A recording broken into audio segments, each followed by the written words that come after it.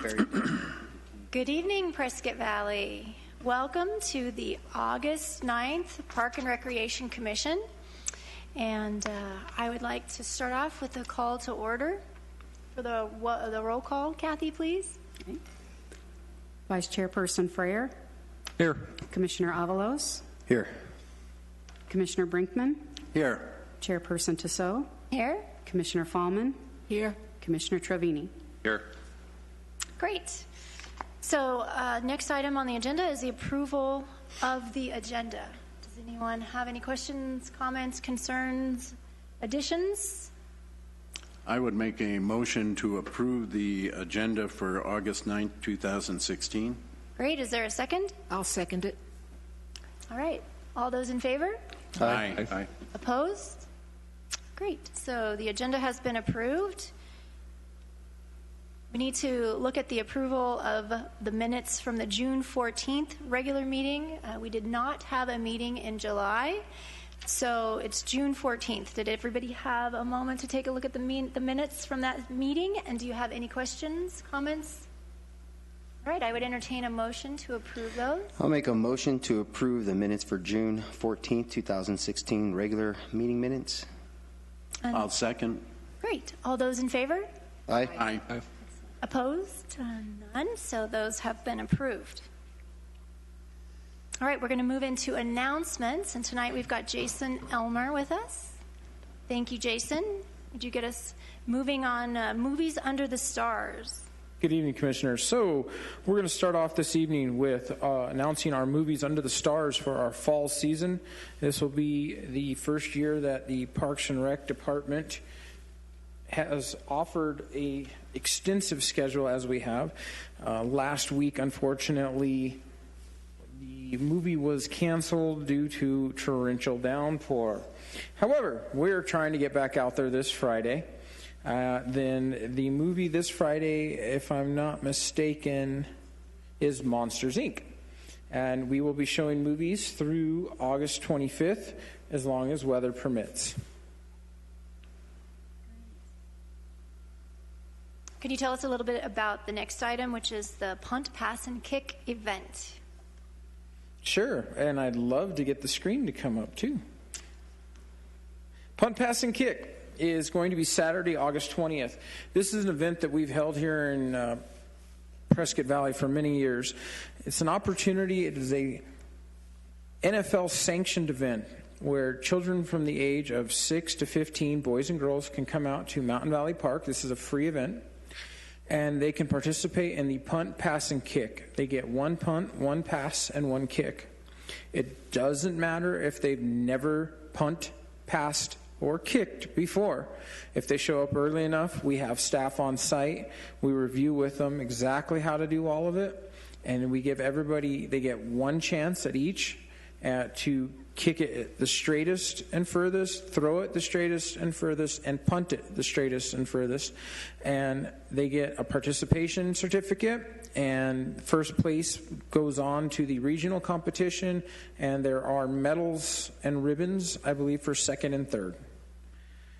And Jason, so my daughter actually used to participate in this when she was younger, and it is a wonderful program for youth. It is free, and the ages, again, are 6 all the way up to 15 years old. Correct. They're separated by category, age category. You're separated into categories. You have 6 and 7, 8 and 9, 10 and 11, and 12 and 13, 14s and 15s. And it kind of goes by when your birthday falls in the year, but there, you can always go to it's called NFLPPK.com if you have any questions, or you can always call the office and we'll do our best to answer them for you. And the registration is on site. Registration is on site that morning. You don't need to pre-register, just show up. Prescott Valley did have a national champion, and he made it to the finals more than once. And if you do make it to the finals, you compete at the NFC championship game in January. So there is a big prize at the end of this. It's a great thing that your department sponsors for the community. Thank you. Great. What about the Rough Rider Soccer Clinic? The soccer clinic is going to be taking place over at the Mountain Valley Park. It's going to be down at the amphitheater, and it's August 13th from 9 to 10:30 a.m. You bring a soccer ball. The men's soccer team will be out there. You'll have some souvenir special gifts out there. And if you haven't spent much time with our Yavapai Rough Rider soccer team, this is a outstanding group of individuals. They are the best of the best as far as we're concerned. And they really do give a lot back to our community and their time, and this is an opportunity to come out and partake in this free soccer clinic and meet the team that is going to compete for another national title this year. Great, thanks. I see the Prescott Valley Healing Field 9/11 ceremonies on our agenda. Correct. We are going to be having Patriot Week September 5th through the 12th. Volunteers are needed for the install of over 3,000 flags on Friday, September 9th. Please call 928-710-0569, and there'll be a volunteer meeting. We also are going to need volunteers to remove the flags on September the 12th. And anybody with any questions in regards to that should contact that number, the 710-0569, for more information. It's an outstanding opportunity to give back to your community and help us lay out over 3,000 flags for our community to see. So what days will the setup be, Jason? It is my understanding that the setup will be on September 5th. Okay. We'll set them up that morning, and it'll take place starting that day and continuing through. Jason, it says ceremony and Pops concert. Can you elaborate as to what Pops is? Pop Symphony, it's the Prescott Pop Symphony, is that correct? So classical or patriotic music with acoustic, wind instruments, and percussion. Cool. Will be on site. Wow, that sounds like a great thing. It, And then next on the agenda, I see we're having another cornhole tournament, which is a very popular tournament in our community. What can you tell us about that? you know, this will be year number 3? 4. Is it 4? Year number 4.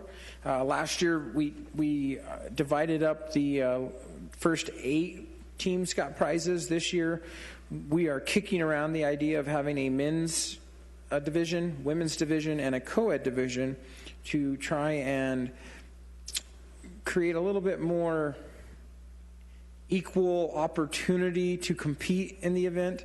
We have some very good teams here in the area that compete nationally, and we want to make sure that everybody has a good time, has a lot of fun. We do have a lot of food and frosty beverages on site that day for people's enjoyment. We'll have live entertainment going on from 11 a.m. to 6 p.m. The tournament will typically start about mid-morning, 9 or 10, and typically we're done by 4 or 5 in the evening. It's an absolute blast. We have a great time. Everybody shows up, and if you've never played the game, don't worry about it.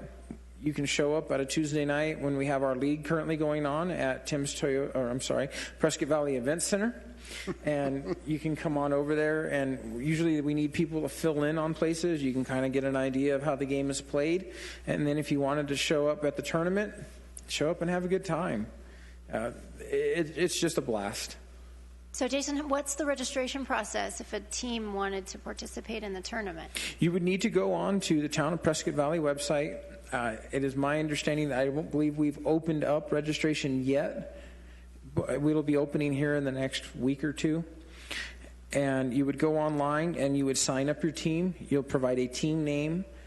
Is it co-ed, men's, women's? And you would pay your fee. And the fees are directly used to as prizes for the events. Okay. So we put all the money right back into it for our teams and for their enjoyment. And what is a fee? You know, I believe we charged $35 last year. It's somewhere near that fee. It could range from $25 to $35, depending, but it's not more typically. Very reasonable. Very reasonable. And it'll be on the website, clearly. That is marked correct. when its registration's open. That is correct. So this is one of those events that you could participate as a team or as a spectator. Bring your family for the day, watch. So mark Absolutely. your calendars for the 17th of September. That is correct. That's great. Okay, the last announcement is about another concert at our Theater on the Green. Can you tell us about that? Correct. That day, September 17th, is a very busy day here in Prescott Valley.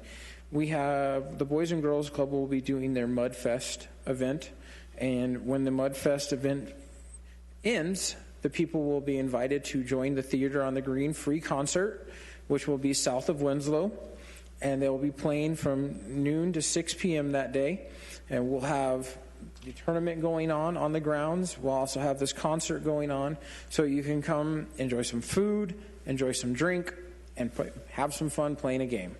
Wow, I'm completely impressed that we've got this many events happening within the next month. So I do encourage, and I'm sure we all encourage and hope that the community shows up for these events.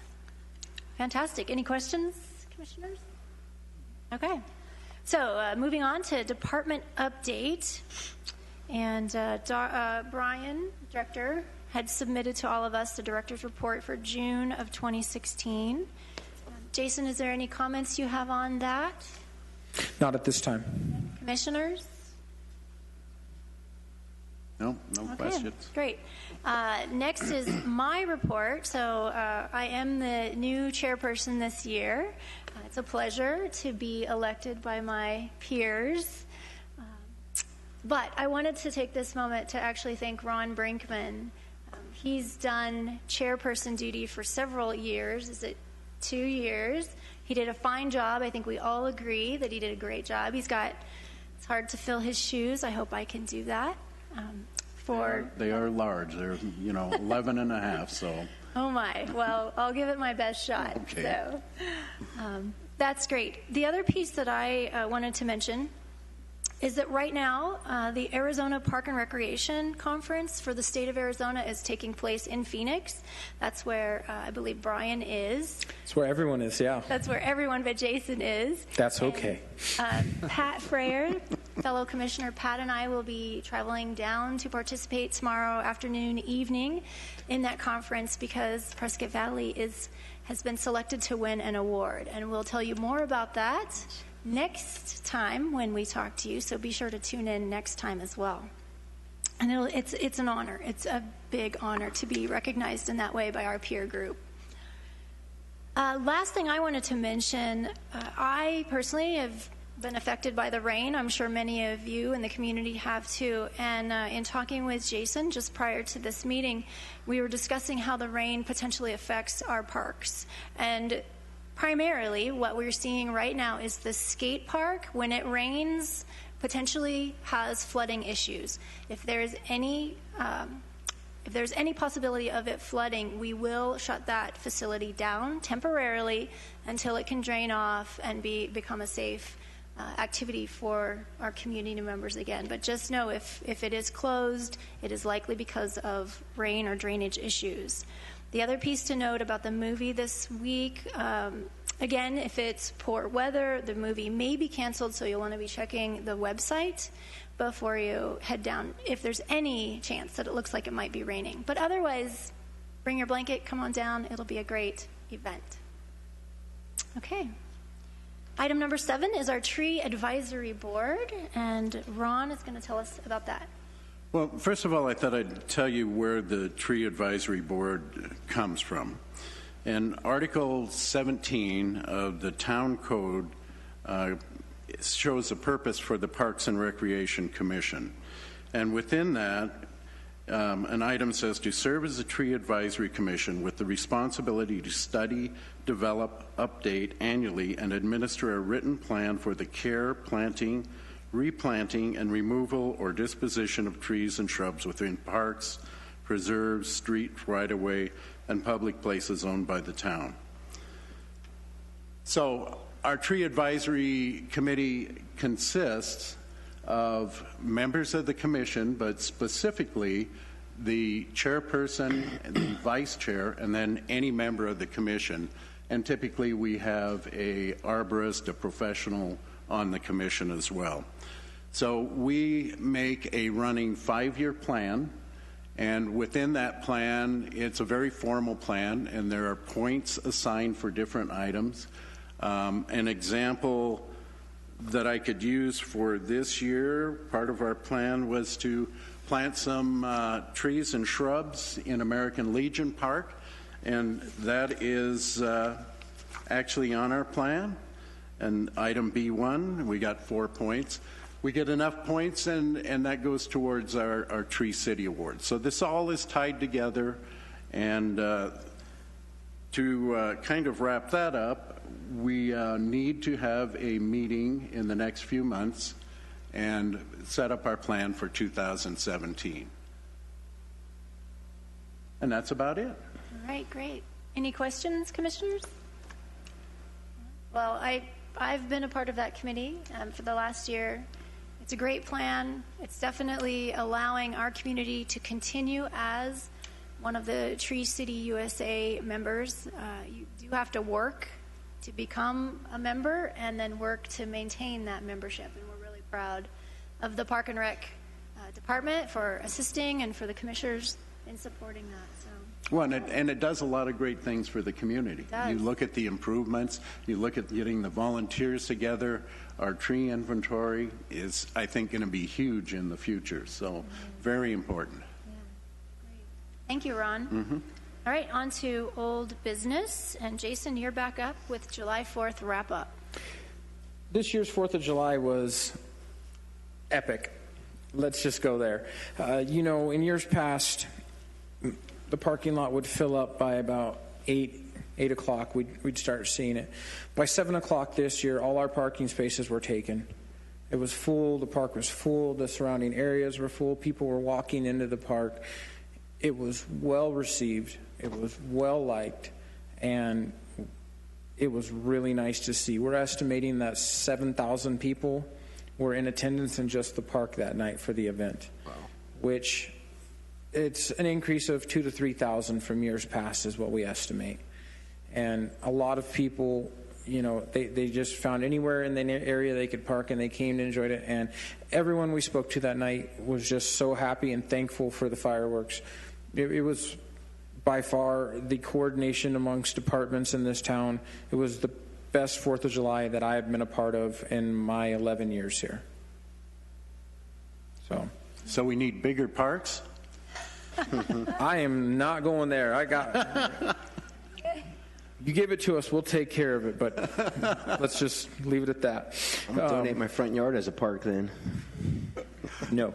Well, I just want to say real quick, I've heard nothing but great things about the 4th of July celebration and how great the fireworks are. So thank you to you guys for managing that on the day of the event, and to the council and town management for making it happen financially for the town. You know, in times where other communities in the area didn't have such spectacular 4th of July programs, it was great to see that Prescott Valley stepped up to the plate and exceeded expectations. And you know, real quick, I should give a shout out to Star Island Motorsports. They provided us equipment free of cost that night for helping patrol the park, and also Arizona Ranch and Cart, the golf cart business. They're located on Highway 69 adjacent to Ace Hardware. They too also provided equipment free of charge for our use that night so that we could better serve our community. And they do this every year, and it's something that we definitely are very thankful for their help. And this year we gave them some T-shirts. I don't know if it was a fair trade, but they seemed pretty happy. So, Jason, who were those two community businesses that gave? Would you repeat their names? Star Island Motorsports and Arizona Ranch. And resort cars. Resort carts. Great. That is correct. Thank you. That's fantastic. So, That's awesome. Jason, I actually watched the fireworks show this year, and I must say it was just short of 30 minutes, I believe, and it was very impressive. In years past, I've been to 4th of July fireworks display where when they have the finale, I say, boy, I wish they would go a few more minutes. This was the first time I've ever said, I wonder when they're going to stop, because it just kept going on, and they had some pretty spectacular fireworks. It was extended this year by, I believe, 6 to 7 minutes, if not longer, and everyone took note of that, and they were very happy with it. Great job. Yeah, great job. Good. Fane Lake update. So, Fane Lake is full of water at this moment. I don't know how much longer that's going to last. We are still currently losing water. We have met with the Arizona Game and Fish Department and trying to determine some solutions, possibly funding sources to address these issues. We have not given up on the lake, nor have we given up on all options to try and stop the outflow of water that we currently have. Right now, as of this morning, we had lost 6 inches of water over the last 2 days. So we will be working on it beginning of next week. Currently, the weather we have rolling in this week does not make it accessible for us below the dam to work on it. So I myself will be involved in this program next Monday, and we will pump out the water below the dam so we can get a better look at what it is that we're dealing with, and then address our situation from there.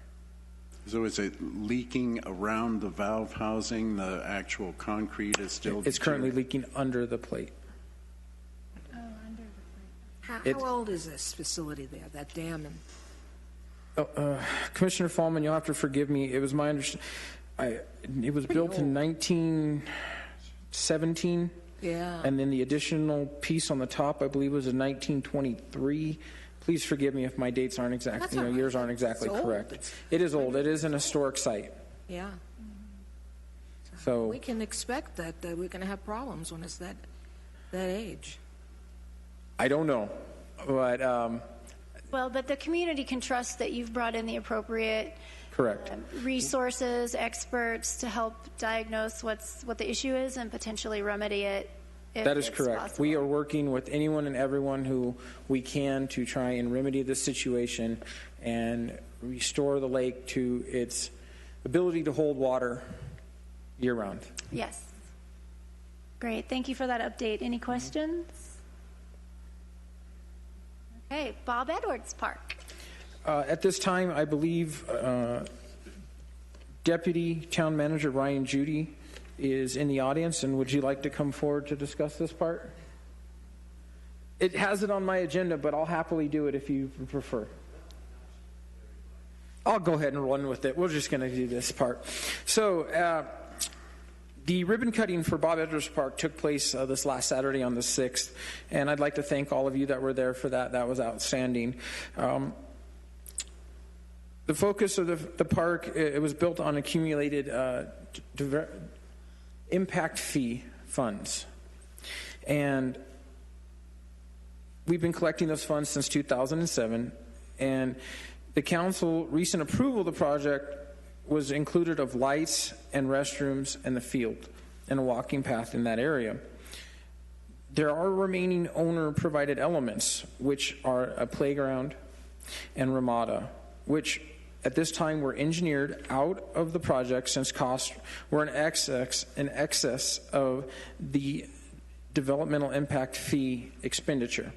Okay, so those items will be presented in future fiscal years for possible general fund allocation. It is our hope and it is our goal that construction will be completed by November 1st of 2016. So it sounds like this park, due to budgetary issues, needs to be done in 2 phases. That is correct. Okay. We hope to finish it in 2 phases. We may have to phase that in a ramada 1 year, a playground another, but it will be addressed. Okay. So, but we are still collecting impact fees that could go towards the parks for every new home constructed. Is that correct? Or every new business? It is my understanding that there is a cap that we currently have to abide by, and that is 1.8. Am I correct? I listened. I really did. It's a cap of 1.8 million, and we have hit that cap for this park. And that was something that was put in place by the state legislator 2 years ago? 2 years ago. And I am going to turn it over to Ryan because he could explain it in a little bit better detail, but we will not be able to expend any more DIF money as I understand. But I'll let him continue. Jason explained it very well. It's actually about 3-4 years ago, the state legislature changed the impact fee laws. We had to update them. We finished our study 2 years ago. In that study, was one of the fees was the Parks Development Impact Fee. For those who aren't familiar with that, every time a new home is permitted, they are charged a fee. We have 4 impact fees that are assessed every time those housing permits come in: parks, streets, library, and police. So those are the 4 main areas. In that study, you had to be very specific about what projects you were going to use those funds for. So when the Parks Development Impact Fee study, we listed 2 projects, Bob Edwards Park and the proposed Agua Fria Park. So Bob Edwards Park was first because we already had the design done. The estimates at that time, we had to look at an average cost per acre. Since Bob Edwards Park was just shy of 10 acres, the cost came out to about $1.8 million. So our finance director wants to make sure that we don't exceed that, and that's the reason why we've got that cap in place. Future years funding, if we are able to budget for a playground or a ramada or handball courts, that's also tentatively in the plans. Those would probably come from a general fund expenditure or grants or whatever source of money we can find to make those improvements. So we couldn't use new fees because we said we would cap it at 1.8. And do we have to do that periodically? I mean, we'll be building for 10 years. So if something comes up, do we have to say we will only use this much money as a future plan? Or was this just because the law took effect? Yeah, the law took effect. We have to update the study every 5 years. So at that point, if priorities change, if you want to look at which parks are being funded that fall within the law, then we can do that. At this stage, once we finish paying for Bob Edwards Park, and we'll be running a deficit for probably 5 or 6 months in that fund as the fees keep coming in. But once that's paid off, and it should be this fiscal year, then any future funds we collect would start going towards Agua Fria Park. We just hold that in reserve until we're ready to move forward with that park. So who determines the priorities? Was it the commission 4 or 5 years ago when the law went into effect? It went through a staff process where we looked at the 5 and 10 year capital plans. Okay. And those are basically the 2 parks that were on the table at that time that were eligible for use of impact fee funds. And I think those are identified in the general plan and the Parks Master Plan, which we definitely need to update. So thank you. It's under construction today. It's a shame that the funding is so restricted. Yes. I mean, it actually hurts the community, and I know they're doing it for the builders and business, but it hurts the community. And the law used to be a little more general. As long as you used it in the general category, you're okay, but they really hammer down hard saying you have to be specific what you're going to use it for, how much is it going to cost, and then try to abide by that plan as close as you can. I have a question, Ryan. So the money that was spent, the funds that were spent a couple years ago to scrape or to level the land, that is part of the 1.8 million, correct? No, that was done separately. It was actually designed as a detention basin first, and I have a little bit of history with this because I was acting Parks and Rec director at the time, and when I heard that we were building a detention basin, I'm like, oh, why don't we put a park in there? And the town manager was amenable to that, and so when they designed it, they put in the rough grade for the future park. But it was, I don't recall now, it was either the town's general fund or it was flood control district money that was used to build that basin. It was not parks fees. Thank you. Ryan, I have a question. Every 5 years you review this procedure and how much money you're going to have. Can this roll over for Agua Fria Park? This will never be built in 5 years. So yes, and actually the study has to be updated every 5 years, but you can have a 10-year plan for parks For utilities, it extends out to 15 years, but for streets and parks, you have to have a 10-year plan. Without having it in front of me, I believe we had budgeted improvements for Agua Fria Park in the 8 to 9 year time frame. Really? Yep. I better take care of myself. So, since that was adopted 2 years ago, that would be, 6-7 years from now. And we're hopeful. There is an agreement in place with the state land department that whenever they sell that square mile of land to a developer, they have to give essentially half of it to the town because most of it lies in the floodplain and is not buildable anyway. So there's an agreement that when that section is sold to a developer, they have to give it to us, so we won't have to pay for the land costs. Do we have any developers interested in that parcel that we know of? I've heard there's interest. I don't have any details or Okay. timelines. It could be years still. Sure. Yeah. I don't have any details. Interesting. Very Well, interesting. it is a fantastic, positive move forward that we're going to be able to do what we can do in this fiscal year. I know for me, I will definitely be asking Brian and the council for support in finishing the park wherever the money can come from. So, And if I can make one more comment, some people said, "Why have you waited so long? You did this design back in 2007." If you look at the town's building chart, back in 05, 06, we were issuing 1,000 building permits a month. Yeah. 1,000, 1,100. I think we almost had 1,200 one year. And in 06, 07, 07, 08, that dropped like a rock. And that was our funding source. So we've just been waiting all these years, collecting these funds, in that specific fund so that we could build a park. That's why we've waited so long. Well, we didn't have it. The recession hit in, and really, kudos to Calpe and his group that he was so conservative and kept the finances even, and people took time off. You froze salaries. You did all sorts of things to keep the town functioning. And I think one of the greatest things that I always credit Brian, and now I'll say Jason because he's here, that we did not close one park throughout that, even though we're working with Skeleton Crew. Yeah. Every park stayed open, which is completely different than what a lot of other towns went through. Yes, they did a phenomenal job, and they're just now getting back to the staffing levels that they were at Right. 10 years ago. Yeah. You there yet? Right. Getting closer.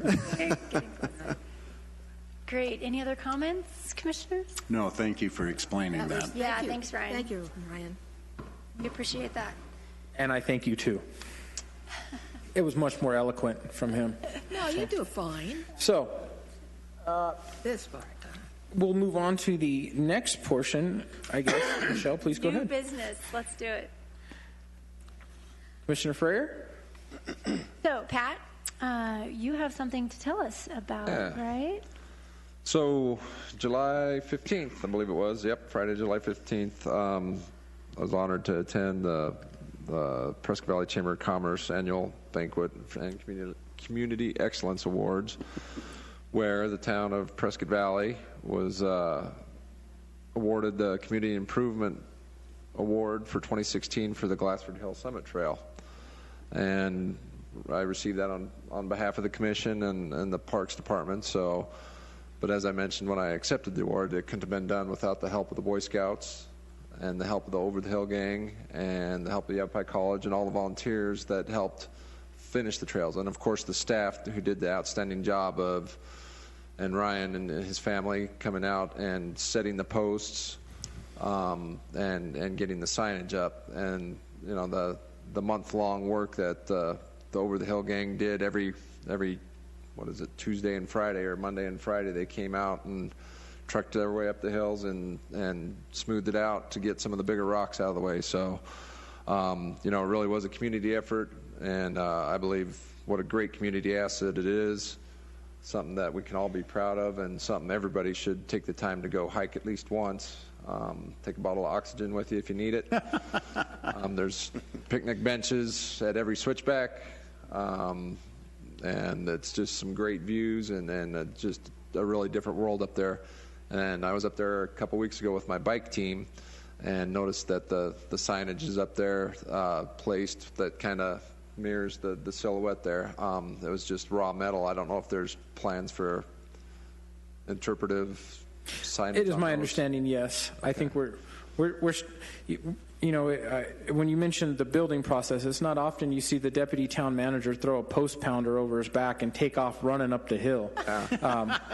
I wish we all had that kind of strength and energy, because that's probably the only thing that's holding us back right now, Commissioner Herrera. So we are working on that, and it will be finished here shortly. Yeah, and it is just a great community asset, and the views are unbeatable from up there. I mean, you can see everything. You can see Thumb Butte looks like a fingernail from up there. It really Like a does. thumb? Yeah, smaller than a thumb. So kudos to everybody that helped participate to make that happen, and to town manager for jumping on the blade in his own time and getting it done.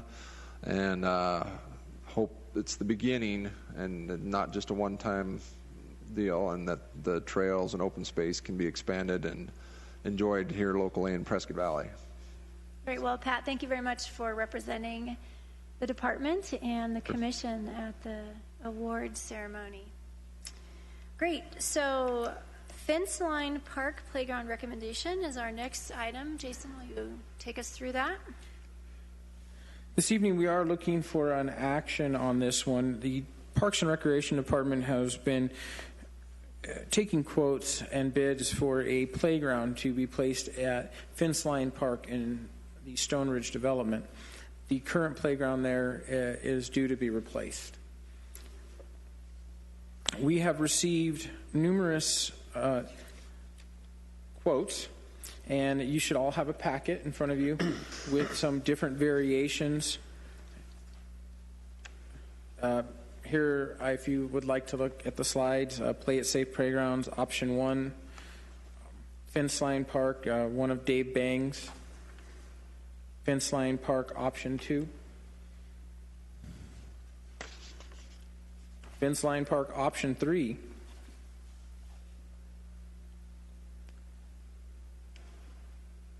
Fence Line Park, this would be Triple M Recreations, option 1. This would be the Third Degree Recreation, option 1. This would be option 2. And this would be option 3. And the next one would be from Exeter Play. And this would be their option 1. And we'll go back. Now, town staff spent a lot of time reviewing these quotes and bids and looking through them. And when we look at these type of playgrounds, what we do is we take into consideration the age groups that are going to utilize them, how we can best get use for as many age groups as possible. Vandalism resistance is a very big one for us. And ultimately, what we've seen in other playgrounds and the usage of those playgrounds and what apparatuses seem to be popular. It was using all of those baselines that we chose to recommend to the commission tonight the Triple M Recreation option 1, which is currently on the screen. We felt that this option provided the most amenities for use in the park, which are currently utilized in other parks, was the least vandal resistant that we could get, and would allow us to serve the community best in that park. All right, commissioners, any comments, questions for Jason? Yeah, I have one.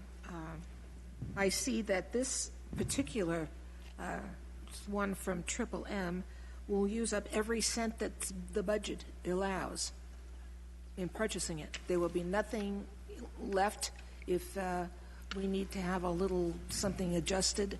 There will be no funds left.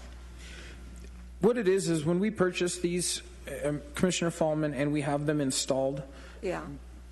everything that would be of concern for adjustment or anything of that nature is there covered.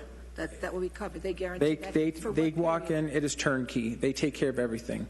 And if there's, currently we have FIBAR, which is our fall hazard material that we place below our playgrounds, and there is some in that park. But let's say we needed more, we have an operating budget that we can go back to help us increase that fall hazard material and for this park. Okay.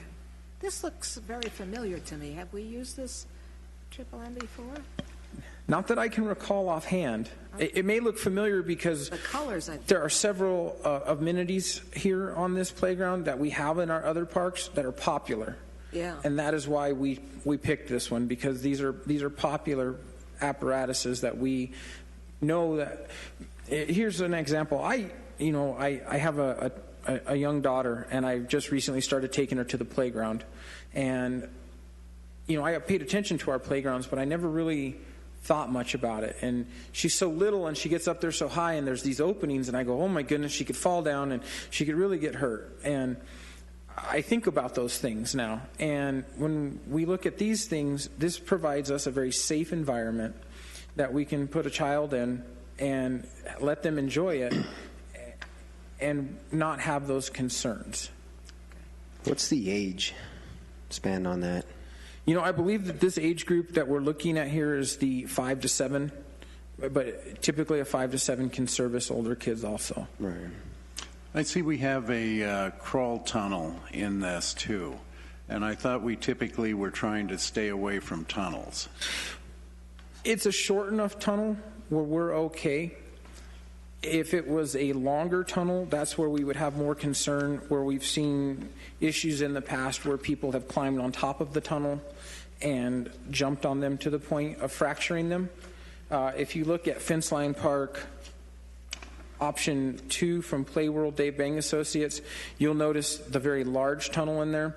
That is where we have more concern in something of that nature. But in the one that we've selected, that small area, it will hold up better to the environment that we'll place it in. Yeah, the other concern, though, was that kids can tend to disappear in there. So how big is this? Do we know? At this time, I would say that is,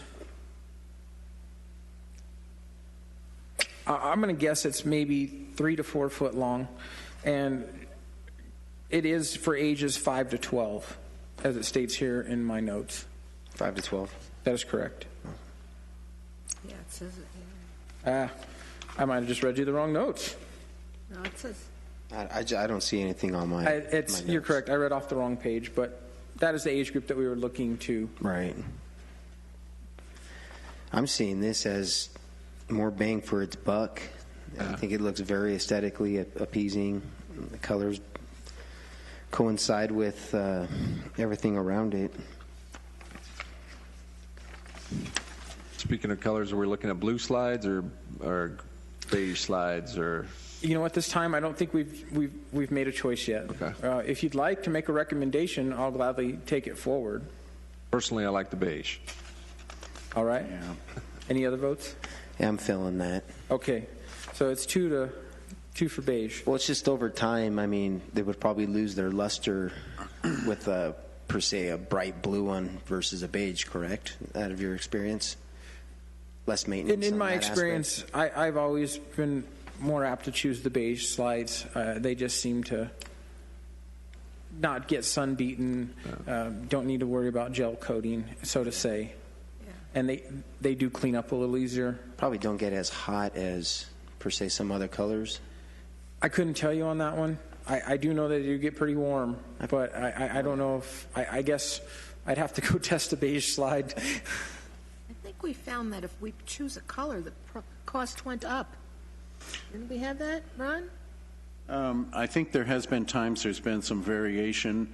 The color, the staff really are the experts in that. And I think what Jason's saying is absolutely correct, that some of the lighter colors really hold up. The sun up here at 5,000 feet likes to eat up anything with any color in it. But I would just make a comment in looking at this group, I think I have to go along with you. I do like this option better than the other ones. I do too. Do we have public opinion on any of this? At this time, no. This is really the first opportunity that we present it to anyone, and we bring it here to the commission first. And this is replacing the existing wood thing. That is right? correct. Okay. That is correct. It will be removed and replaced with this. So if there isn't any further comments, then we need a motion, because we do need to take an action on this. Would someone like to? I'll make the motion to approve the plans as presented from Triple M Recreation, option number 1, as stated in our handouts and with the presentation. I'll second that motion. All in favor? Aye. Aye. Opposed? All right, Jason, there you go. Please move forward on that one. Get it in there. Thank you. Yeah, thanks for bringing all of that to us and doing the work around it. So the last item on our new business tonight is the annual park tour. Don't get too excited, everybody. I see you all jumping out of your chairs. Is the bus loading now? Not yet. We're gonna put a plan together and try to get as many of us together as possible on this. First thing we need to do is discuss what parks you'd like to see on the tour. Two recommendations is George Anderson and Sunflower Park. Part of the reason because we've never seen those on any of our tours. I'd like to add a third to the mix. I'd like to go over to Fane Park and look at the improvements that were done for the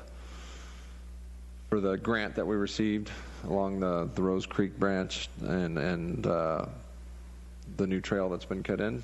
If everybody could wear some hiking shoes the day we do, just do a short hike and just take a quick gander at that, and just to show you what we've done. Okay, so any other comments on parks you might want to see? Well, I think with this too, can't we add parks as we go? We don't need to see all of them, and we've made improvements to like Tonto North and South and Antelope. Maybe we don't need to see those. Viewpoint, yeah. Right, So exactly. those we could take off the list, and so I guess just submit any parks you want to Brian or to Michelle, and I'd say let's submit them to Kathy, and if you'll be our aggregator, combine them all together. and We can go from there, but did anybody have opposition against seeing George Anderson or Sunflower? No? Okay, good. Next thing we need to do is identify a potential date. I'm thinking October, especially since we're going to be so busy going to all of the park events during the month of September. Is there maybe the first weekend of October? It's Saturday the 8th. How does that look for folks? I kind of like October 8th.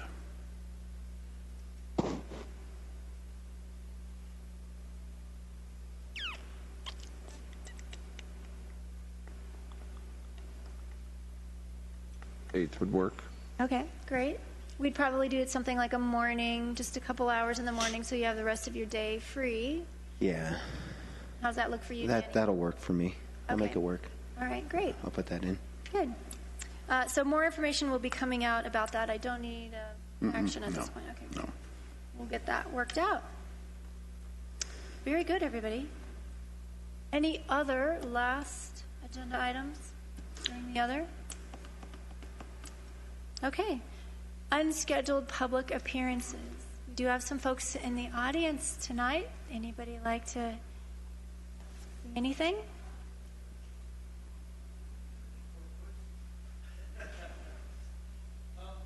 Oh, sir, actually, if you'll come up to the microphone, and Kathy, do you need to read the piece to him? Spiel. Hello, my name's Scott Heap, and I live 6946 Yellow Glen Drive here in Prescott Valley, there in Granville. I am one of the local scoutmasters here, and we got a couple of boys from our troop that are here tonight for their citizenship in the Community Merit Badge. They must attend either a council meeting or a school board meeting or whatnot. So we've got two of our boys back there with that. We were hoping for a little bit of opposition so they could see two sides of the story on one of the topics. However, with the questions that you provided and asked about the new park, I think we can accomplish the two different sides and what ifs and and whatnot. So, Anyways, you anyways, had told us earlier we could have had a good fist fight going. a good fist fight. Maybe the rest of them would have shown up if they'd known we'd have fist fights in here at the meeting. So since this is with Parks and Recreation, I do have some questions, but not necessarily for this, so I'll have to come back to another meeting.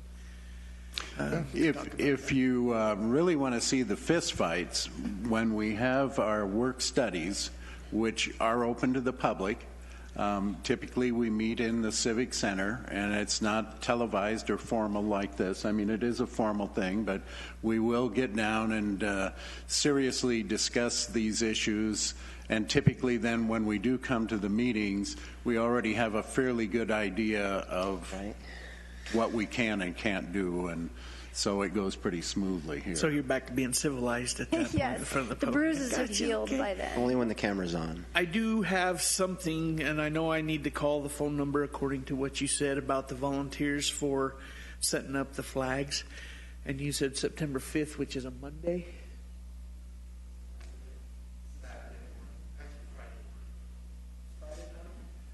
September 5th is a Monday.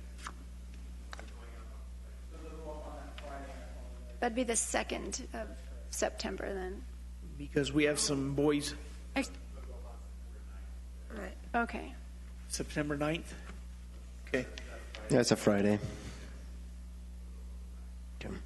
Are you guys setting the plastic pipes for the quick installation? We'll be placing rebar in the ground on dots, and then the flags will be placed over the rebar. So that's how we have done it in years past.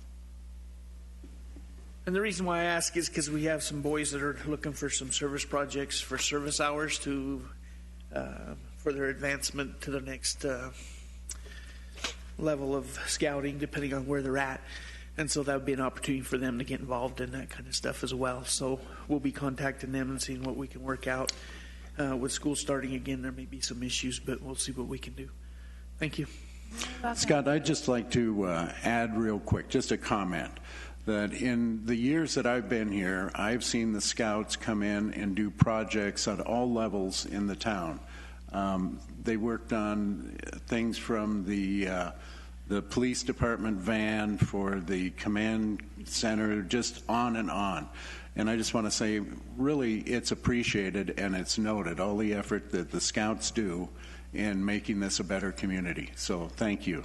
Well, thank you, and I'd like to add a couple things. 2 of our boys from our troop were the ones that did the signs on the trail and that kind of stuff. So we've got some of the boys also assisted with that. And we will be doing and looking for additional Eagle Scout projects, which is what those classified are. So we'll probably be getting with you and seeing what else we can do as far as assisting that as the boys become ready to accomplish their Eagle Scout. Outstanding. It makes a big difference, and we really appreciate it. So, well, thank you. We appreciate you We guys definitely do. Thanks having projects for us to do. Good. Thanks so much for coming out tonight. We hope you learned a little bit about government process. All right. The next regular scheduled meeting will be Tuesday, September 13th at 6:30 p.m. here in the auditorium in the library. And at this point, we are ready to adjourn. I will make a motion to adjourn. I'll second. Great. And all those in favor? Aye. Aye. Opposed? All right. Prescott Valley, we'd like to encourage you to get out and play in your parks this month. And we are adjourned.